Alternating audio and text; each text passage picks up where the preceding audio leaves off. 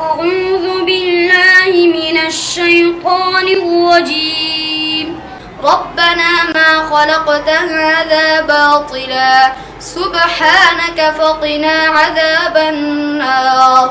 خوست امام محمد بن شیبانی مرکزی دارالایتام. د یتیمانو د پالنې په دغه ستر مرکز کې 200 طلبه کرام د منظم ډیسپلین له مخې په نظره حفظ او درجو کې خپل زده کړې ترسره کوي. دا یې څلورم بریالی کال دی. په دغه دارالایتام کې د علومو ترڅنګ د طلبه کرامو لپاره د نهاري، صحت او ورزش امکانات هم موجود دي. نو الحمدلله څلورم کال درسي ډېر په منظمه توګه پیل شوی دی او درسي ترتیب ښه منظم روان دی الحمدلله. ټولې شعبې پکې فعالې دي، نظره، حفظ، شعبه کتب.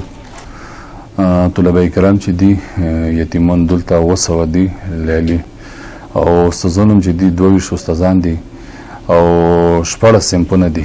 په دې کې 9 صنفونه د حفظ او نظري دي او بقیه ابتدایي متوسطه اولاد ثالثه درجه پورې.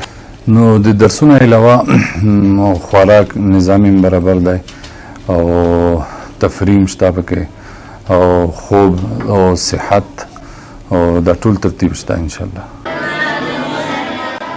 له مختلفو ولایتونو یو ځای شوي طلبه کرام خو دلته د یوې کورنۍ په څیر ژوند کوي. له سهولتونو لیلیې، کتابتون، آرام چاپیریال او د استادانو له ترسره شوو زحمتونو خوښ دي. ابتدایه متوسطه درجه مې دلته ولې سکن مې اوله درجه ده. بیخي منظم سبقونه دي او دلته چې کوم استادان دي د مدرسې دپاره دي الحمدلله بېحده زیات کوشش د طالبانو سره کوي. 4 ساعته موږ دوی د نګرانۍ نه لاندې ژوند کوو. دلته چې کوم ژوند موږ تېروو دا د شریعت د قوانینو مطابق موږ تېروو. دلته موږ ډېر درسونه ویل، نظره مې هم همدلته ویله، قرآن شریف مې هم ختم کړو. اوس مې دویمه درجه ده پکې وایم انشاءالله الحمدلله تر خیري ژونده پورې به موږ همدلته سبق وایو.